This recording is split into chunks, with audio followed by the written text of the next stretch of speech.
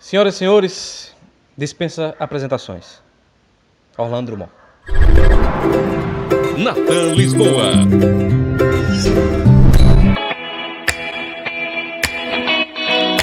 Senhor Orlando, eu não vou falar muito da sua história, perguntar como foi sua carreira, porque isso todo mundo já sabe.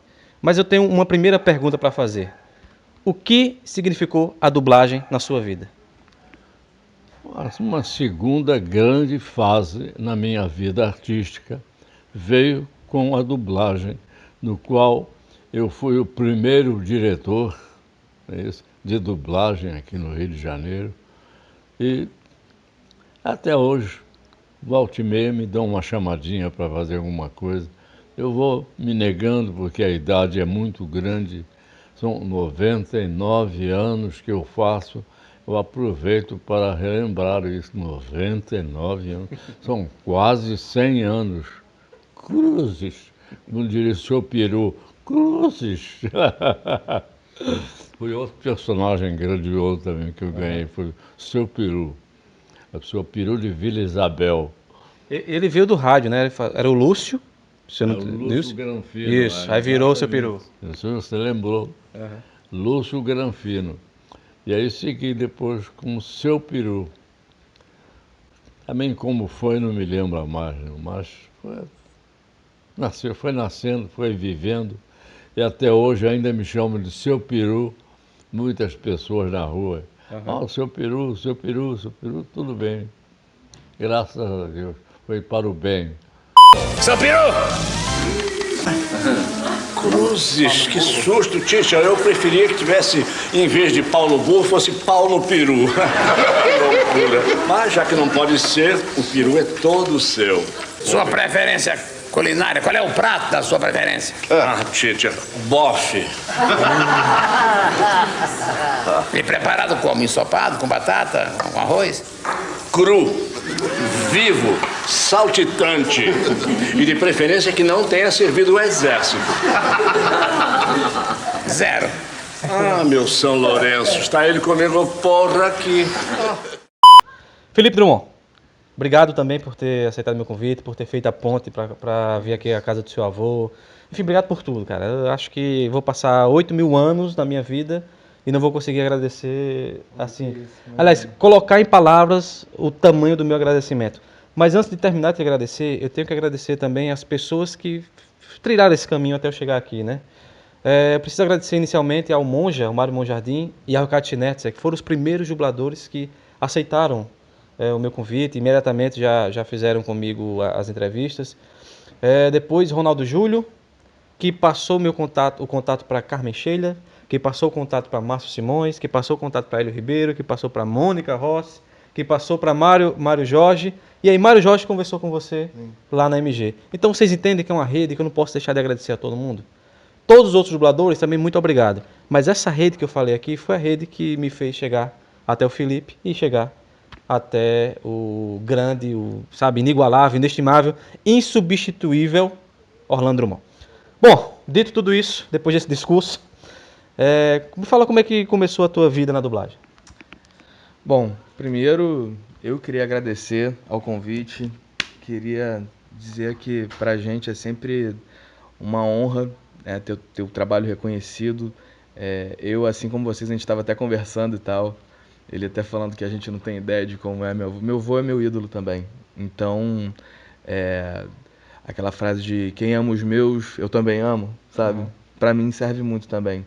Eu agradeço seu carinho com meu avô, você fazendo carinho pro meu avô, você tá fazendo carinho pra mim também. Porque ele também é meu ídolo, eu sou fã pra caramba desse cara. Então, pra começo de conversa é isso, quero te agradecer pelo carinho, pela disposição de tempo de você vir aqui, a gente tá gravando isso aqui num domingo, sabe? Um encontro de família e tal, minha esposa tá ali embaixo, vocês não vão ver, mas minha esposa tá ali embaixo com a minha filha, minha mãe, meu avô tá aqui do meu lado, e eu tô aqui com vocês. E é muito bacana isso. É muito bacana o carinho pela dublagem, o carinho pelo trabalho. Muito obrigado. Queria começar te dizendo isso. Eu que agradeço. E eu comecei na dublagem em 98. Eu tinha 11 anos, por causa do meu avô, obviamente, que eu sempre via fazendo e tal. E Comecei com uns 11 anos. A primeira dublagem que eu fiz foi de um filme que o nome é Queima de Arquivo. É um filme do Schwarzenegger. E aí ele caía num ferro velho de paraquedas e tal, caía em cima do carro e eu era o garotinho do ferro velho que tava olhando, sabe? Eu falava, puxa, cara, isso doeu? Se doeu, eu vi. Eu nunca esqueci dessa frase. E logo depois ele falava, pô, consegue um carro pra mim e tal? Ele, consigo, me dá 50 pratas. Foram essas duas falas, sabe? E a partir daí eu comecei a fazer dublagem desde 98 e desde então, primeiro entrou o Alexandre, meu irmão do meio, depois entrou o Eduardo e fui seguindo, virei diretor de dublagem, hoje em dia trabalho como diretor de dublagem e dublador também e já trabalho com isso desde 1998, esse ano em outubro faço 20 anos de profissão. Por você ser o mais velho dos irmãos, eu achei que você tinha iniciado na dublagem antes que o próprio Alexandre, que é o irmão do meio. E a minha pergunta seria como é que foi lidar com a pressão de ser neto de Orlando Drummond. Porque por ele ser o pioneiro, talvez ele tenha sofrido uma pressão maior. Mas independentemente de quem for o primeiro, segundo dos netos a dublar, como é que foi lidar com a pressão de também entrar na profissão que seu avô é mestre? Não, no caso eu fui o primeiro mesmo. Tá. Eu entrei em 98, o Xande começou em 2001, mas 2000, mais ou menos. A pressão é muito grande, né? Tipo ser filho do Pelé, assim. Tipo, você tá numa que, né, você meu avô é uma referência na dublagem. Ele é pioneiro na dublagem e tudo isso. Então você tem o peso do nome também, né? E mais do que isso também, eu acho que tem também um fato que eu estava conversando ontem até com a minha esposa e com a família, que a gente foi visitar minha avó também. Nós somos os últimos que levam o nome dele. Meu pai não tem o Drummond.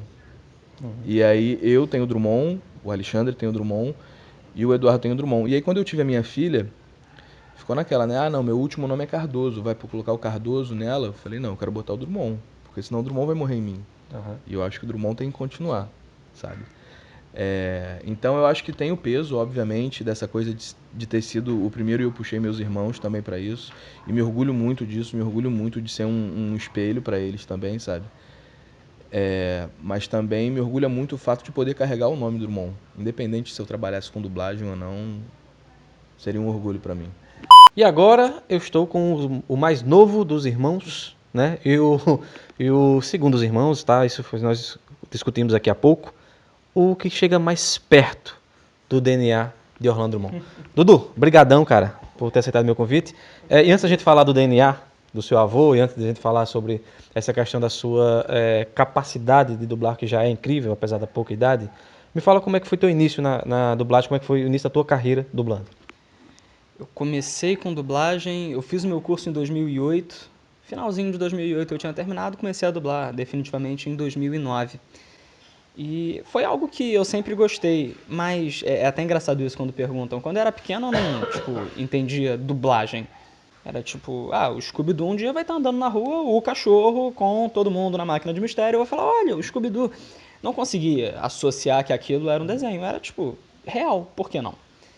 E meu avô imita, ele faz uma voz parecida, mas o Scooby-Doo existe, eu tenho certeza disso. E aí, quando você começa a separar, que tipo, não, o desenho é desenho e por trás daquilo tem uma voz, eu sempre achei muito bacana o trabalho de ator em si. E quando você descobre que tem um ator por trás daquilo tudo, se encaixando num molde, porque diferente da atuação em si, a dublagem você tem um molde fixo, bem ou mal. Tá o personagem ali, o tempo dele, você tem que se adaptar ao tempo, tudo. É uma das coisas que me encanta até hoje. Então, inspirado nele, meus irmãos, quando você começa a ver trabalho, entender, falei, vamos ver como é que é.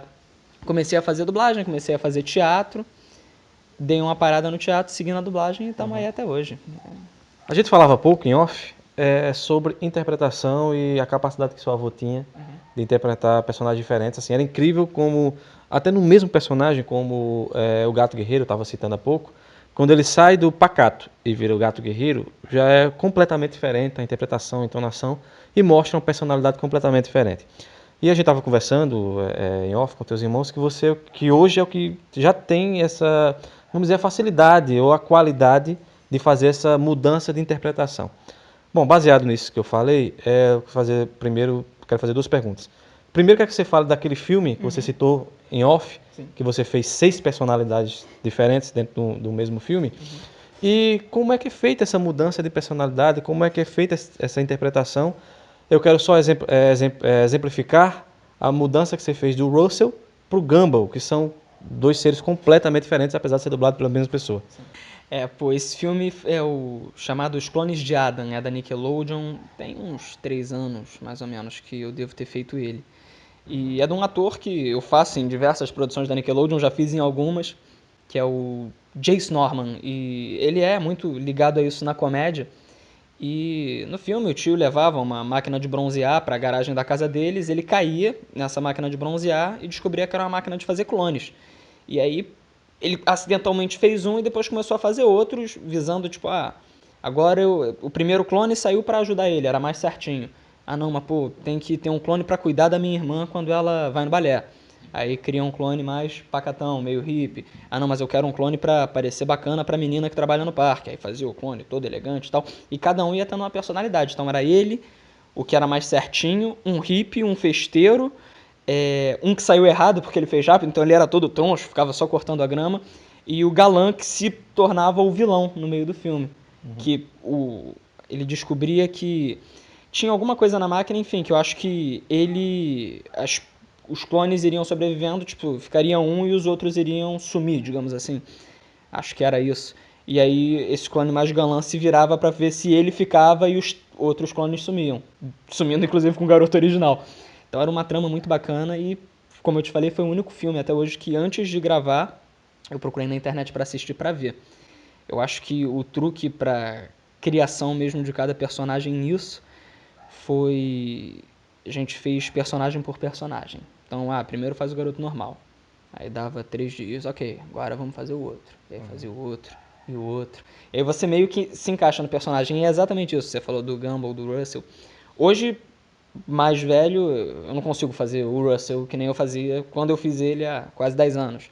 O Gumball já é um pouco mais distante, mas também fica difícil. Agora, se você compara de época, na época que eu fazia o Gumball, eu conseguia fazer o Russell. Na época que eu fazia o Russell, eu conseguia fazer o Gumball. Eram vozes muito próximas. Eu acho que é exatamente isso, é de você entrar e estar no personagem. Porque... não sei explicar isso muito ao certo, mas, pô, se nesse filme, por exemplo, eu não faço personagem por personagem, vou por sequência, aí, pô, eu falo, tudo legal, tudo bacana, tipo, você não vai estar dentro do personagem que você tem que ficar mudando toda hora. Quando você pode vestir ele e viver ele por um período maior, acho que você consegue dar muito mais realismo do que... tipo, faz um, faz outro, faz um, faz outro, faz um, faz outro, porque aí você tá por inteiro dedicado àquele personagem. E aí, pessoal, tudo bem? Eu acho que vocês estão acompanhando o vídeo até agora, espero que vocês estejam gostando realmente. Mas eu preciso falar algo. No dia da gravação, o nosso amigo Alexandre não estava presente, ele estava em outro compromisso. Então eu pedi para ele gravar um vídeo respondendo algumas questões, e é isso que vocês vão ver a partir de agora, a participação do Alexandre Drummond. Alexandre, como você começou no mundo da dublagem? E aí, Natan, tudo bem, meu amigo? Beleza? Então, vamos lá, cara, respondendo aí o que você me pediu, né? No mundo da dublagem eu entrei através do meu avô e do meu irmão, né? Foram as minhas duas grandes referências e por conta deles que eu tô aí, né? Em termos de inspiração e tudo mais, eles foram as grandes influências para mim, para eu estar aqui hoje. Eu entrei com 9 anos e tô aí feliz da vida até hoje. Quais são os personagens mais marcantes para você?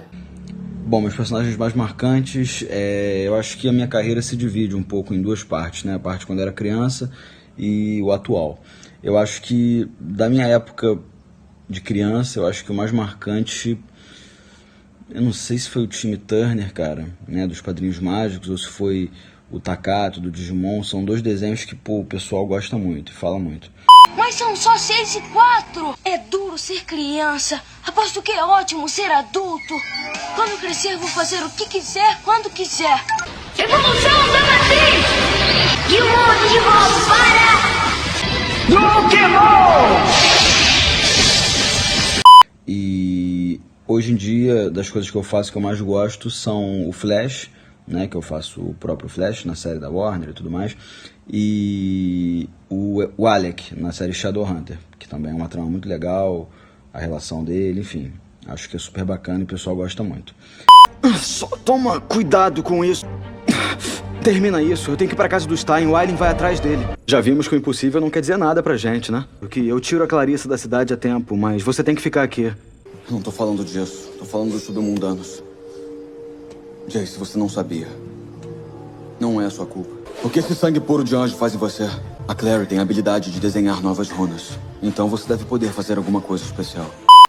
Bom, você traz no seu DNA a dublagem, porque não precisa nem falar do seu avô, estou sendo até repetitivo, porque não tem como não falar.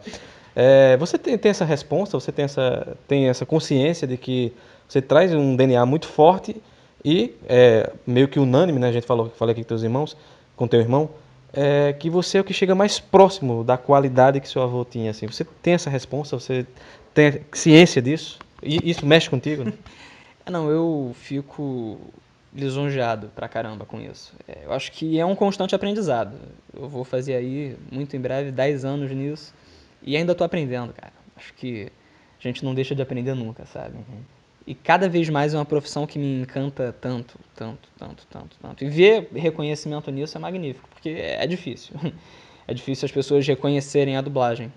Então, quando a gente tem a chance de ter o nosso trabalho valorizado assim, é encantador e dá um fôlego pra gente falar, não, vamos seguir nisso aí. Porque eu acho magnífico, magnífico. Tanto que até o que mais me encanta na dublagem até hoje é a gente gravar sem saber o que a gente vai fazer. Eu acho que você chegar na hora, descobre na hora e vamos lá. E aí no calor do momento você vai criando e vai fazendo, tem o texto, vai adaptando, fazendo o melhor para entregar o melhor produto possível. Bacana. E ter a valorização em cima disso, pô, não tem preço. Tua filha tem o quê? 2 anos? 1 ano e meio. 1 ano e meio. Você pensa para ela também se trilhar esse caminho, assim, ser a terceira, a quarta geração, né, de uma mesma família trabalhando com arte? É uma coisa que eu acho que tem que ser natural, assim. E eu acredito que seja, sabe? Se for da vontade dela, eu vou dar meu apoio 100%. Mas é uma coisa que acho que ela ainda não entende, assim, a coisa de ver o desenho com a minha voz. Às vezes coloco uns desenhos que eu dublo e tal pra ela ver, sabe? E aí eu tá falando lá e eu falo com a voz pra ela. Ela fica meio assim, sabe? Tipo, tem os bonequinhos, aqueles Funkos, que aí eu comprei do Scooby-Doo, e aí ela fica brincando com o cachorrinho e tal. E aí eu comprei um do Scooby-Doo e comprei um do Zezinho, do DuckTales, que eu tô dublando agora. Tá legal, gente! A gente vai até Cabo Suzette e volta antes que alguém perceba a nossa ausência. Até mais, Patópolis! Olá, tio Donald. Oi, tudo bem? Umas 2 horinhas com o pato mais irado do mundo, né? E aí ela fica brincando com o patinho e com o cachorrinho, sabe? Mas ela não tem ainda muita ideia de que o cachorro, na verdade, é o avô dela, o bisavô dela, e o patinho, na verdade, é o pai dela, sabe? Então é muito legal. Felipe, você já é diretor há alguns anos e você teve a honra de dirigir seu avô, né, nos games. Então, primeiro, como é dublar games, né, e como é que foi dirigir o teu avô e como é que foi o processo do teu avô, que já vem de uma geração que era completamente diferente da dublagem, game tem um jeito diferente de dublar, que dublar não é nem a palavra que usa, né? Hoje é localização, não é isso? Game, enfim, como é que foi dirigir teu avô e como é que foi teu avô fazendo a localização, a dublagem, para ficar mais claro, de games? Foi muito bacana, foi um processo muito bacana. A localização dos games é um processo diferente, né, do processo da dublagem convencional. Eu diria que é um processo muito maior até. Por exemplo, como a gente estava conversando até sobre o The Witcher. The Witcher foi um projeto que levou aproximadamente 9 meses para ser gravado inteiro. Foi um projeto muito grande. E isso eu estou falando da gente gravar todo dia de 8 às 10, às vezes de 8 às 2 da manhã, às 3 da manhã, e virar, e no dia seguinte trabalhar sábado, trabalhar domingo. A gente trabalhou muito no The Witcher. Foi um projeto muito grande, com um número muito grande de atores. E você conseguir coordenar tudo isso é muito complicado. Então, tem toda uma estrutura, toda uma equipe por trás. Um filme de dublagem, obviamente, tem uma complexidade também, mas você tem aquela coisa que está restrita ali a 100 minutos, 90 minutos. Então, é um projeto mais prático, né? É um projeto complexo, porém mais prático do que dos games. E aí, eu comecei... O primeiro projeto que eu peguei, na real, como diretor de games foi The Witcher, né? Foi um projeto grande, que eu dirigi algumas expansões, e a partir do Blood and Wine mudou, né, o lugar onde foi feito, passou a ser feito em Porto Alegre, mas até Blood and Wine foi todo feito aqui no Rio, e foi um processo muito legal, foi um aprendizado muito bacana. eu me senti na obrigação de ler os livros antes de dirigir, para poder entender um pouco da história do Geralt, tudo isso. E foi muito interessante poder dar esse feedback para os atores também, né? Eu dirigia na casa de dublagens que era do Sérgio Moreno, que foi quem dublou o Geralt. E é engraçado porque as sessões, né, de áudio, né, do Geralt no Pro Tools eram, vai fazer essa parte, porque eram partes, pelo que eu me lembro. A primeira parte, segunda parte, terceira parte, quarta parte, que a gente dividiu em 4 partes. Uma parte dessas daí eram 2 sessões de 7 horas no Pro Tools, então era muita coisa. Era muita coisa. Porque o The Witcher foi um jogo pioneiro em diversas coisas. E uma delas foi que você tem 36 opções, se eu não me engano, diferentes de final. Então você consegue, de acordo com a coisa que você pergunta e de acordo com a resposta que é dada, você muda o final do jogo. Então você tem que gravar todas essas opções. Então eram muitas falas, era uma coisa muito grande. E aí, entrando na coisa do meu avô, foi um jogo que eu consegui colocar meu avô, o Alexandre também fez, o Dudu eu não lembro se fez, mas além desse, logo depois apareceram outros projetos, Far Cry 4, Assassin's Creed, Call of Duty, foram vários jogos. E no Assassin's Creed, no Unity, o Alexandre fez o Arnaud, como é que é o nome dele? Arnaud. Ele fez o Arnaud, que foi o principal, e ele dirigiu também. E no seguinte, que eu esqueci o nome agora, que foi o que eu dirigi, que o Felipe Maia e a Mariana Torres fizeram. O meu avô fez também, o Mário Jorge fez, a Mônica fez. E é muito legal a gente trabalhar com essas pessoas assim que a gente gosta, né? E são profissionais muito legais. E eu acho que o legal da direção, pra mim, eu que cresci no meio e tal, hoje em dia eu poder dirigir numa empresa junto com o Mário Jorge, que pra mim é um pai na dublagem, sabe? Você falando o nome dele, quando ele falou pra mim, ele tem um peso pra mim de pai, quando ele fala as coisas, sabe? E aí quando ele falou, pô, cara, sabe quem falou comigo? O Natan e tal, pô, muito maneiro. Aí eu lembrei, pô, cara, tá falando comigo há um tempo, cara, peraí, vou ligar pra ele agora. Aí mandei a mensagem. É muito legal você poder trabalhar com seus ídolos, sabe? Então você poder ter essa interação, você poder bater essa bola com as pessoas que você sempre admirou, é sensacional e é um aprendizado gigantesco pra mim. É muito legal.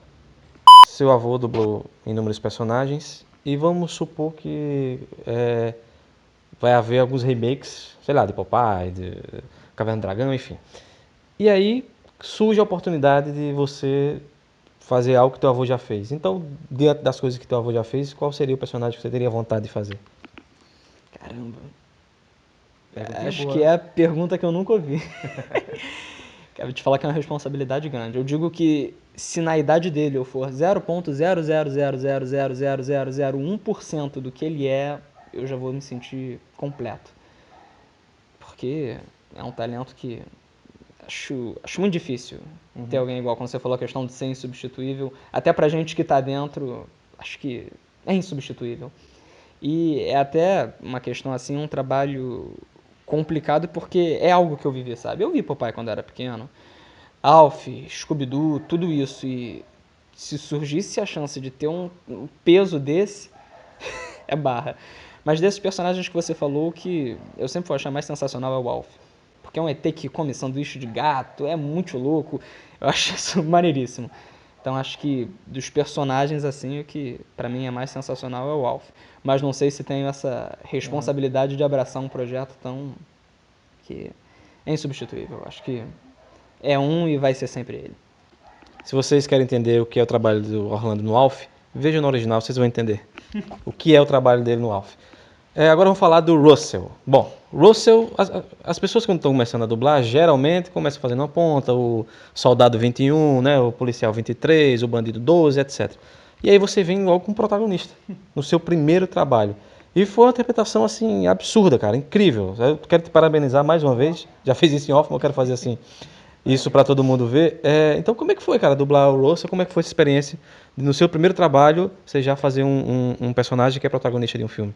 Eu acho que é logo essa questão da responsabilidade. Foi um peso, digamos assim. É uma pressão que, tipo, cara, olha o personagem aí. Foi teste, tudo. Aí soube que eu passei no teste, eu fiquei, caramba, que legal, um desenho animado, bacana. Mas aí quando você se liga ao tamanho daquilo, você fala, caraca, pô, já começar assim grande e tal. E tive a honra de ser dirigido por um fera, que é o Garcia, e que, acho que muito do que eu sou hoje eu tenho que agradecer a ele por esse trabalho, sabe? Acho que foi... Ali começou a extrair... Ele faz o melhor para extrair o melhor de você. Então, já começou no meu primeiro trabalho tirando o meu melhor. Então, acho que muito do que eu sou hoje se deve a isso. Do que foi lapidado para sair aquele trabalho que eu fico encantado hoje vendo. E deve-se muito a ele. Não é... A gente não trabalha sozinho, não é só a voz. Tem toda uma equipe por trás disso. E se não fosse a equipe, direção, mixagem, operadores de áudio, se não fosse eles, eu acho que o trabalho não seria metade do que é aquilo. E eu não seria metade do que eu sou hoje. Então tenho muito a agradecer pelo trabalho que foi, por toda a equipe, ao Garcia, a todo mundo, porque acho que muito do que eu sou hoje se deve ao Up. É um trabalho muito especial. Olha aquela ali, parece até um cachorro. É um cachorro. A gente não pode ter cachorro no meu condomínio. Eu gosto de cachorro. Será o dono desse cão? Senta, garoto. Olha, ele obedece. Patinha. Late. E aí? O quê? No Tim Turner, personagem dos Quadrinhos Mágicos, você teve que ser substituído. Essa substituição foi por conta da mudança de voz? Enfim, por que você foi substituído? Então, tive sim que ser substituído por causa de mudança de voz. Chegou um momento que não dava mais, que minha voz estava grossa, estava ficando feio, forçado. Foi um comum acordo entre o diretor, né, que na época era o Mário Monjardim, e eu também. Eu falei que não dava mais, enfim. Achamos por bem a troca. E foi uma decisão acertada. Apesar de ser um personagem incrível, foi acertado porque, imagina, o time com essa voz aqui hoje em dia, né, uma voz grave, não tem como.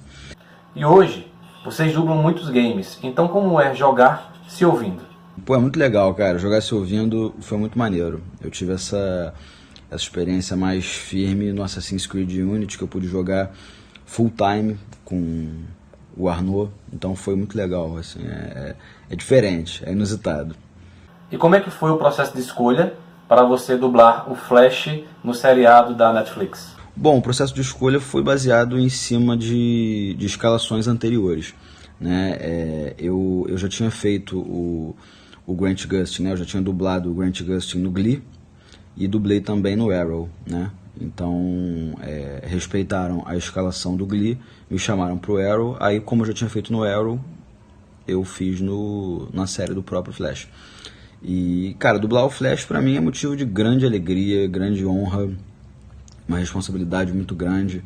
É um personagem que, sem dúvida, as pessoas mais me procuram para conversar, para falar sobre, enfim, para tudo, para elogiar, para criticar, tem tudo, tem de tudo, cara. O pessoal é muito fã, é um público muito apaixonado e, pô, é demais poder fazer parte desse universo. São 74 anos, 76 anos de carreira, não é isso, Dudu? 76 anos de carreira. Quando você olha para trás, ficou alguma coisa por fazer? Ou se sente totalmente realizado? Olha, sinceramente, as minhas ideias andam fracas, mas eu acho que não. Eu fiz de tudo. Eu fui cantor também, apareci como cantor em alguns lugares. Mas tudo isso foi no decorrer. Se precisava cantar, eu cantava, eu cantei.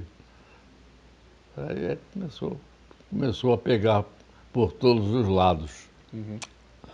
O senhor acompanhou o remake da Escolinha do Professor Raimundo? E o que é que o senhor achou do remake da Escolinha? Aquilo já é um fato, né? Um fato concreto, já essa Escolinha do Professor Raimundo, que vem de quem veio, Chico Anísio, o maior de todos, né? Chico Anísio foi realmente o maior de todos, né? E continuamos, ele do seu lado e eu do meu, e a gente vai se defrontando, é isso? E agora tem aí, ele está fazendo aí um personagem que também me esquece. Eu não posso discutir umas coisas não, porque a memória realmente não. Mas ele está fazendo um programa agora, que eu fui convidado novamente, mas eu me neguei a fazer. Neguei a fazer porque a memória não ajuda. O que aconteceu, está aí para todo mundo ver, graças a Deus, e vamos levando. Marcos Caruso é um colega novo que apareceu na minha vida, ele gostou muito do Seu Peru e adotou aí alguns. Pois é, ele gostou porque ele me pediu antes para fazer. Tá bom, ele fez e aconteceu. Seu Peru em duplicata. E aí o jornalista Vitor Orlando, né, está escrevendo um livro que é a biografia do seu avô. Então me fala um pouco desse projeto, como é que iniciou, enfim, como é, há quantas anda esse projeto, tem previsão? Faz um aparato geral de como está o projeto da biografia sobre o inigualável, insubstituível, repito, Orlando Drummond.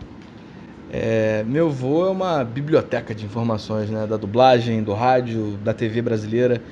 E aí o Vitor é um grande amigo, marido de uma grande amiga minha. E numa conversa, a gente falando sobre dublagem e tudo isso, ele falou, pô, nunca ninguém fez uma biografia do seu avô, né? Eu falei, não. Ele falou, eu vou fazer. E aí começou uma série de entrevistas, assim como a gente está fazendo hoje. Ele vinha toda semana, às vezes 2 vezes aqui na casa do meu avô, fazia uma série de entrevistas, gravava, anotava. Ele já está nesse processo já há uns 2 anos, 1 ano e meio. E ele conversou com muita gente, conversou com muitos dubladores, muitas pessoas que trabalharam com meu avô na rádio, na TV, para fazer um grande arsenal de informações para compilar isso tudo num livro.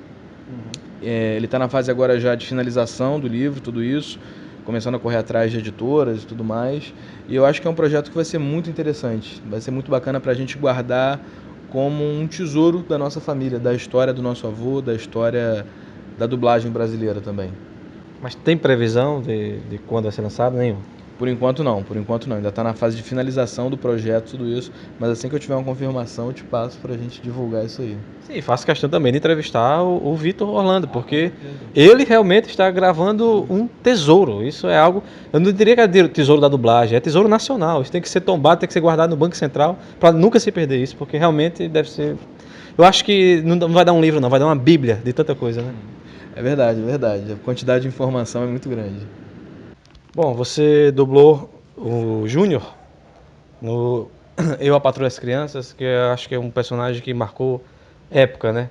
E assim como seu avô, você também já está marcando gerações, né? Acho que na segunda.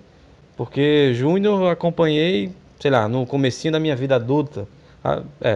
Eu vejo coisa de criança, então eu vejo desenho até hoje. Enfim, mas já tem uma nova geração. Minha filha acompanha Eu, Patroa e as Crianças e... Então como é que foi dublar o Júnior e... Perguntei para o seu avô, vou perguntar para você também. Você já tem essa noção de responsabilidade que sabe que está marcando a memória afetiva das pessoas e em gerações? É muito legal, porque o Júnior, sempre quando alguém pergunta, o que você dubla e tal, o Júnior, eu sempre pergunto quando a pessoa pergunta isso, o que você dubla? Eu falo, o que você vê dublado? Porque a dublagem, por mais que ela hoje em dia já tenha desmistificado um pouco isso, ela ainda é marginalizada por uma parte, né, da sociedade, que fala que dublagem é coisa de gente ignorante e tal, enfim. Eu sou ignorante. Vou deixar claro aqui, sou ignorante assumido, só assisto coisa dublada, tá? Somos, então. Eu até falo com a minha esposa, a gente sempre vê coisa dublada, e eu falo, pra mim é até um pouco complicado, porque parece até que eu tô trabalhando, sabe? Eu fico vendo e falo, esse cara daí tá bom pra caramba, esse papel, sabe? E é uma escola também, como diretor, fala assim, nunca trabalhei com esse cara. Bom trabalho dele, entendeu? Tem esse lado. E aí, eu acho que o Júnior, né, no começo de tudo isso, quando as pessoas perguntam, o que você dubla? O Júnior é sempre o primeiro que vem na minha cabeça, justamente porque todo mundo via no SBT, na hora do almoço, depois da escola ou antes da escola, e via isso. E é uma coisa que as pessoas veem dubladas, viam dublada. Uhum. Então, foi uma coisa que me marcou muito, foi muito legal. Eu fiz Júnior quando eu tinha uns 16, 17 anos, na Delarte. A Delarte antigamente ainda era no Rio Comprido, quando eu comecei a fazer. Quando terminou a série não, já estava na Tijuca. E era um processo muito legal. Quem dirigia a série era o Peterson Adriano. E as adaptações de texto, as jogadas e tal, ele dirigia muito bem a série. Ele sabia levar de uma maneira muito legal. E eu acho que tudo isso colaborava, sabe? Essa coisa do jogo de cintura, que eu acho que é primordial no diretor, ter essa coisa do texto, de sentir o personagem, a série. Como era uma série de comédia é muito complicado de você fazer. Você adaptar as piadas pra nossa realidade, sabe? Então foi um processo muito bacana, foi muito legal. De quanto é o prêmio? Mas eu não preciso ganhar na loteria porque eu vou herdar tudo isso quando você sabe quem morrer. Fica quieto. Ai, vai! Bom, então falando em Júnior, temos uma pequena lembrança do Júnior, que é, enfim, acho que é o personagem, não vou dizer o mais marcante pra você, mas acho que pros fãs, na tua voz, tudo bem que hoje tem a questão dos games também, que tá ali, né, a galera gosta muito, mas, como eu não sou dos games, eu queria muito te presentear. É uma lembrança da Canicos, da Aldeia Nerd e do meu canal. Pra você também um canequinho. Espero que você tome aí seu café, seu leite. Obrigado. E lembre sempre da gente, tá bom? Vai ser minha caneca da MG, vai ser minha canequinha de café. Muito obrigado pelo presente. Obrigado. E aí você fez o Gumball, né? Que foi um sucesso absurdo e tal. Enfim, é a pergunta clichê, mas, cara, como é que foi dublar o Gumball? E quando as pessoas vão falar de você dublagem, você participa de eventos, claro, eu tenho certeza que sempre falam do Gumball. Eu acho que deve ser o personagem que você mais fala. Eu queria que você falasse um pouco do Gumball e que falasse também do personagem que eu gosto muito. Talvez não é todo mundo que saiba, mas é que você fez aquele menininho do Gigantes de Aço. Você fez o filho do Hugh Jackman, né? O nome dele. E baseado nesse filme, eu queria perguntar, se o Hugh Jackman e Wolverine tivessem um filho, você gostaria de dublar o filho do Wolverine? O Gumball, começar pelo Gumball, eu acho que foi um dos trabalhos mais legais que eu fiz até hoje. Um dos mais difíceis, porque era tudo gritado, era muito louco no estúdio, e todo o elenco em si era muito isso. Eu nunca esqueço o Ricardo, que era o pai, quem fazia era o Dudu Espinosa, que um dia falou, cara, eu tenho que parar, senão minha voz vai acabar. Porque é tudo tipo... É tudo muito... espantoso assim no desenho, é tudo muito gritado, muito doido, mas eu acho isso sensacional, sabe? Essa linha de desenhos completamente nonsense que surge hoje. Então, poder fazer parte do Gumball foi sensacional. Ele com os trejeitos dele, tudo. Poder estar em 2 temporadas do Gumball foi magnífico. Poder criar essa identidade com o personagem. Tem boneco que eu tenho dele, que aperta aí com a minha voz. Poder ter essa ligação com esse personagem é muito legal. Ele teve um da Nickelodeon que as pessoas conhecem menos, mas que eu fiz mais ou menos na mesma época. Eu gosto muito, que é o Sanjay Craig, que também é nessa linha de desenho nonsense, e eu fazia o Hector, que era um garoto gordo de tapa-olho, todo errado, falava assim. Então, poder viver esses personagens, pra mim, a comédia é um dos gêneros mais legais de se trabalhar. E poder estar numa comédia tão louca é magnífico, é magnífico. Poder criar em cima do desenho é sensacional. Foi uma experiência muito legal estar no Gumball.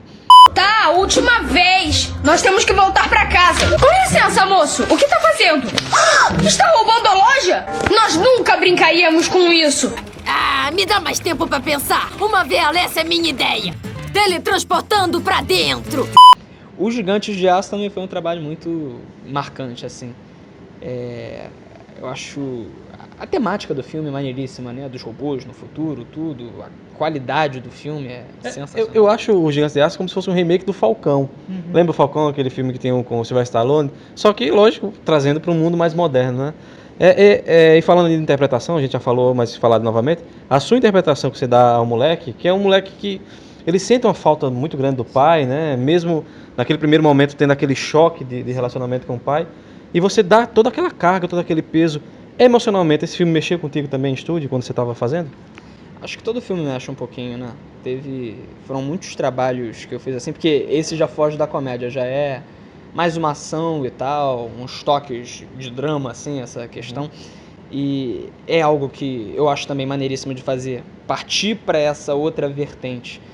E tive chance de fazer alguns trabalhos assim. E, mais uma vez, eu acho que se deve muito à direção de dublagem. Na época, quem dirigiu foi a Andrea Morucci. Até agora eu fiz com ela, a Torre Negra teve nos cinemas. Legal. E outro trabalho mais de suspense que muito do que se tem ali se deve à qualidade de direção e à confiança mesmo, sabe? Porque às vezes é algo que a gente fica meio assustado, pô, será que vai dar? E aí você ter o diretor que confia e fala, não, vai que vai dar certo, e vai dando os toques e tira de você o melhor trabalho possível. Foi o Gigante de Aço, acho que foi mais ou menos na mesma época, um pouco depois teve o Impossível, que era da Tsunami, que também foi outro trabalho absurdo de carga. Exatamente, não. A gente gravou o filme todo e depois marcou um dia para fazer reações, porque a tsunami levava o garoto e a mãe e eram tipo meia hora de... Eu achava que ia ser tranquilão de fazer, mas depois que você faz tipo 5 minutos, a garganta começa a ressecar e você fica, caraca, não vai dar.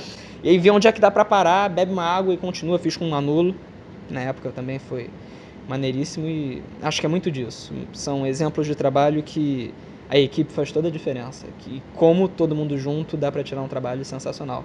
São outros diretores que eu tenho muito a agradecer, porque foram trabalhos que também cresceram muito, ajudaram muito a crescer enquanto profissional.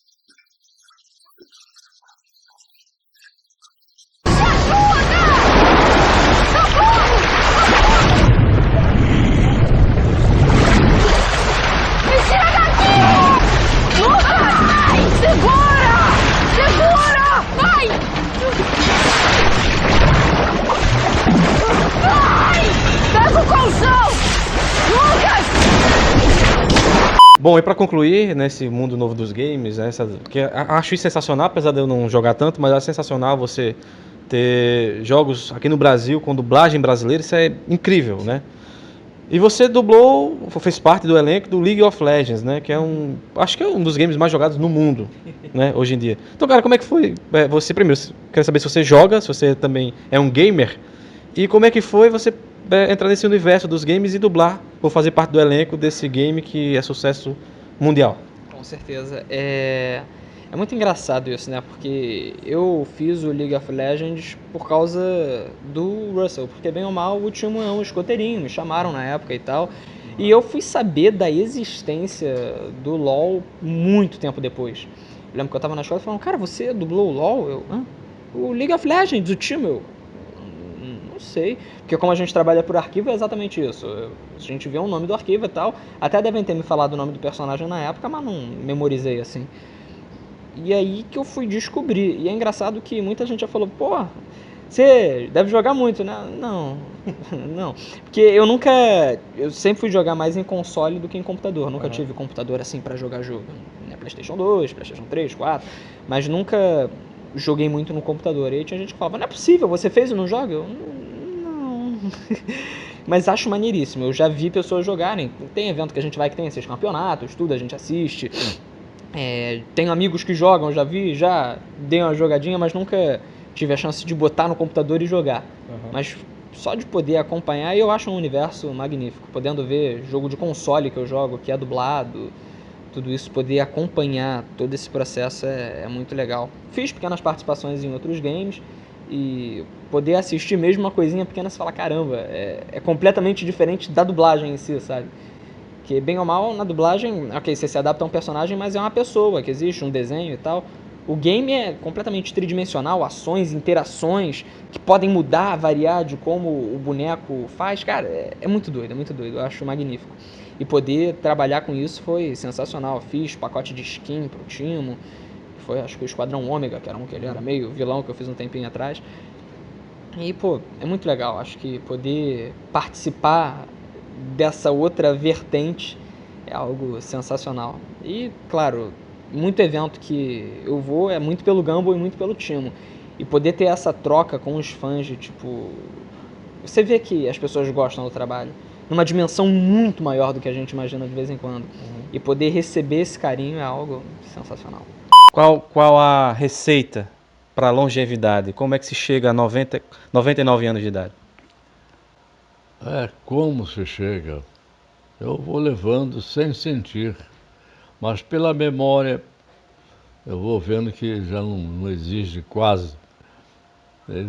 A memória está muito fraca. Enfim, eu existo, é isso que vocês têm na mão. Se quiserem mais, é só dar corda. São, acho que 5 gerações no mínimo que o senhor marcou. O senhor marcou, como eu falei antes, meu bisavô, com o Sargento Garcia. Oh, não, comandante, não foi minha culpa. É o Sargento Garcia. É para mim, do Zorro.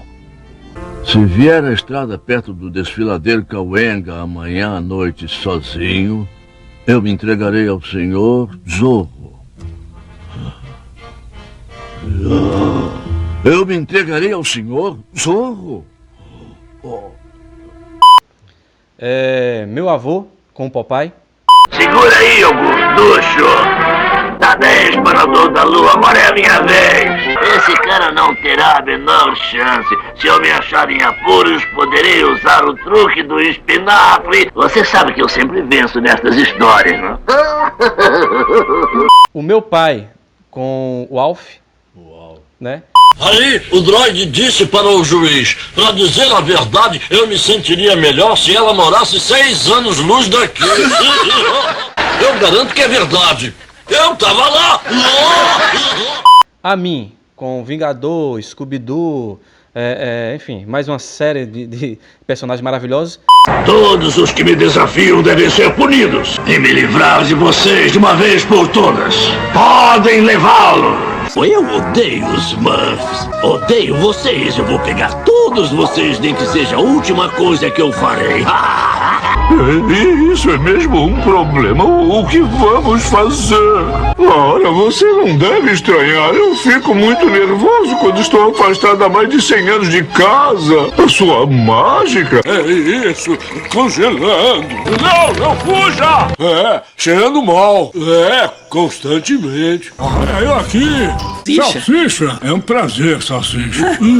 Fantasma. Falou bonito, Salsicha. E até a minha filha, com a Peppa Pig. Bora, vejo que tem um trenzinho de brinquedo. Carrinho, você disse. O meu caminhão-reboque é um veículo de verdade. São 5 gerações. O senhor sente essa responsabilidade de mexer com a memória afetiva das pessoas? Evidentemente que o que eu tenho que sentir, eu sinto dentro das minhas possibilidades como portador de 99 anos. É um bocado de tempo. Esse é o começo de tudo, quase, né? Sim. Graças a Deus, mas está dando certo. Todos que acompanham o seu trabalho têm um personagem favorito, né? O meu não tem como ser diferente, é o Scooby-Doo. Mas qual o seu personagem favorito? Tanto na dublagem, quanto na TV, no rádio, enfim, de tudo que o senhor já fez, o que é que o senhor mais gostou de ter feito? Eu acho que o pezinho para frente e pezinho para trás foi aqueles 2 índios que eu fiz. Também não me lembro quem era o outro. Não me lembro quem era o outro. Era um companheiro que eu tinha. Pezinho para frente e pezinho. Patoco, toco. Patoco, toco. Taco, pataco. Carrinho para frente. Carrinho para trás. Carrinho para frente. Carrinho para trás. Patoco, toco. Agora para índio melhorou muito. Antigamente era pezinho para frente, pezinho para trás. Pezinho para frente, pezinho para trás. Esse foi o personagem que o senhor mais gostou de fazer, então?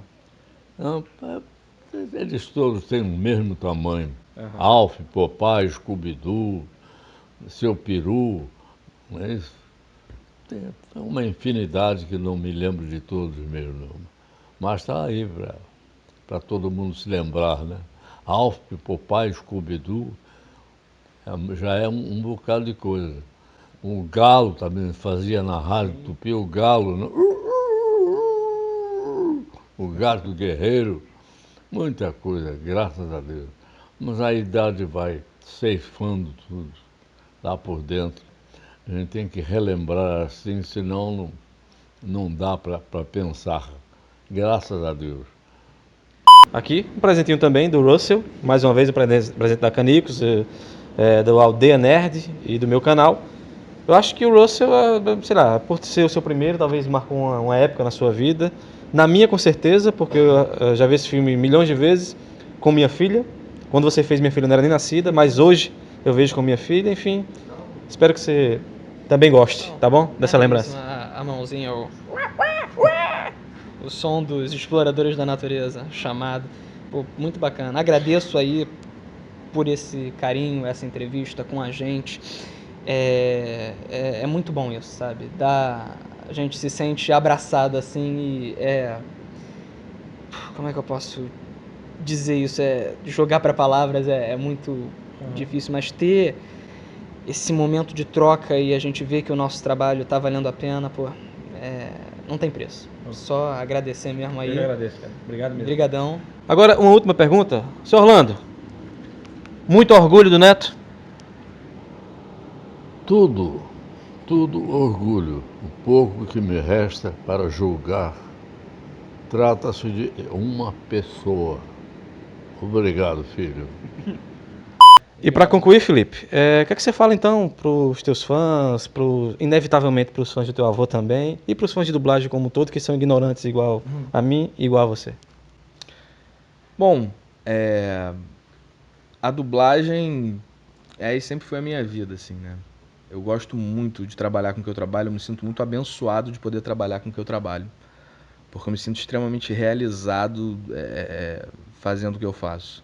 Então eu queria agradecer o carinho de todo mundo, de você que gosta de dublagem, que admira a dublagem, que é fã de dublagem, que prestigia a boa dublagem.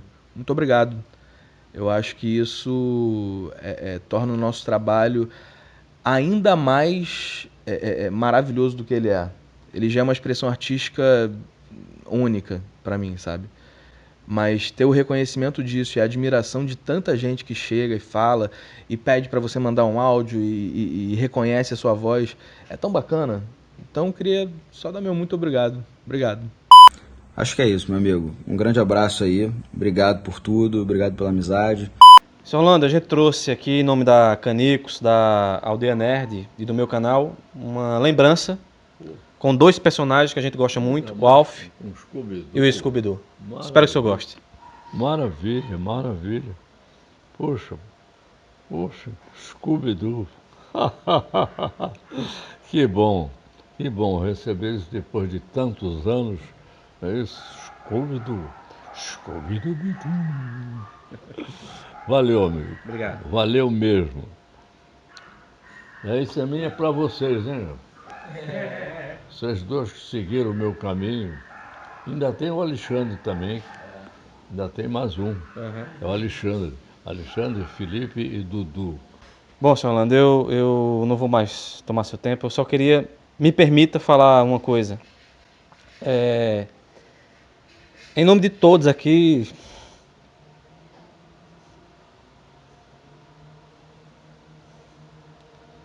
em nome dos fãs, peço licença, em nome de todos os dubladores, muito obrigado por tudo. Muito obrigado, viu? Eu é que tenho que agradecer. Obrigado, obrigado e obrigado eternamente. Eu tenho direito já, né? Então, pedir só uma última coisa, a sua bênção. Tá? Deus te abençoe profundamente, viu? Obrigado. Deus te abençoe. Eu venho de São José. Eu fui lá do Colégio São José, puxa, da igreja de São José. Mas isso tudo já passou, já rodou, virou, faz parte, não é isso? Faz parte do meu passado, graças a Deus. Ainda tenho tempo para pensar no pouco que me resta para agradecer a Deus, sempre a Deus. Obrigado, Senhor. Obrigado.